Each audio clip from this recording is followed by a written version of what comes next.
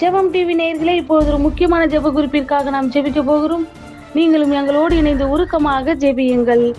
கர்நாடக மாநிலத்தில் பெய்து வரும் கனமழையால் காவேரி ஆற்றில் ஏற்பட்டுள்ள கடும் வெள்ளப்பெருக்கத்தினால் ஒருவர் நீரில் அடித்துச் செல்லப்பட்டதாக தகவல்.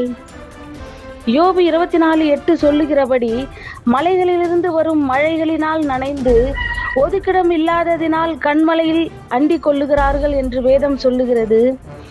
ஒவ்வொருவரும் வெள்ளப்பெருக்கத்தின் போது ஆபத்துகளை உணர்ந்து ஆற்றுகளில் இறங்கி குளிக்காமல் இருக்கவும், ஆற்று வெள்ளத்தால் கரையோர பகுதிகளில் வசிக்கக்கூடிய மக்கள் எந்தவித பாதிப்புகளும் இன்றி பாதுகாப்பாக இருக்க நாம் பாரத்தோடு ஜெபிப்போம்.